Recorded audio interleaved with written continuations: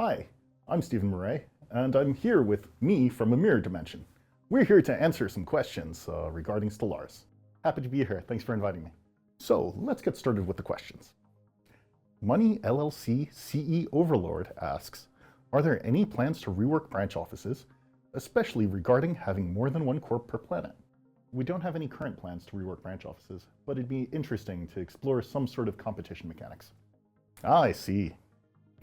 Let's see, hum9_XX cheesemongol_ORD asks, how deep can a mine be dug before it is considered too deep?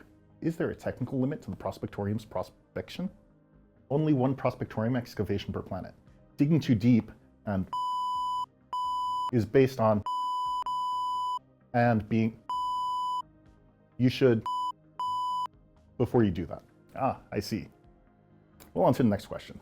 Kiwi Bomb asks, we said in the interview with Aspec that we wish that all Origins would be more story-focused rather than mechanically focused.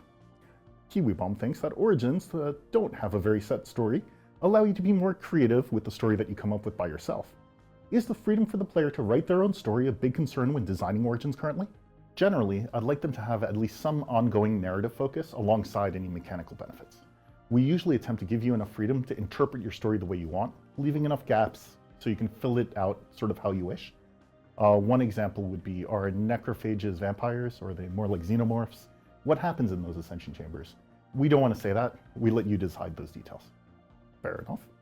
Ben the Fox asks, why do spiritualists hate robots so much? They're coarse and rough and irritating, and they get everywhere. That was a terrible answer. Why did you say that? Well, anyway. Azaken says, how soon do you think we'll see espionage improvements? It's not like they need to be absolutely essential, but they are barely, if at all, worth doing, and it's kind of sad.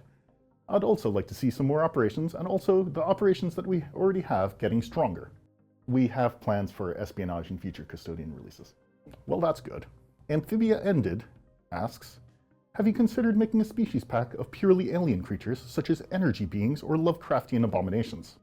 Beals, our concept artist, responded with, the art team considers many things as we levitate above the ground, using the power of our minds during our daily meditation sessions. Stay tuned. Azakan asks, what made you decide to focus on mobility in this update so much? I know how I've wanted more mobility stuff since Gateways unlocked far too late. I think, and I'm aware others have wanted it as well, and we really needed more mid-game and even some of the early mid-game options, but I'm curious on what reasons you had to finally do it in this update. Cheerful Goth, from Content Design, responded with, some of us just really like trains, okay? Well, everybody does love trains, don't they? Liggy asked, would Stellaris ever consider expanding to include more characters? I'm not talking Space CK, but all great space sci-fi has important characters like Darth Vader and so on. Monzoon, a coder on the Custodian team, says, yeah, we think having some sort of characters would be cool. If we could find a way to fit them into the current sandbox nature of the game, it's for sure something we would consider. Zootopia asked, is there a plan for pet economy or pet DLC? My citizens should be able to keep pets, right? Snow Crystal says, actually yes, we called it Overlord. Well, thank you for answering these questions in some form, sort of. Thanks for putting up with all of these non-responses.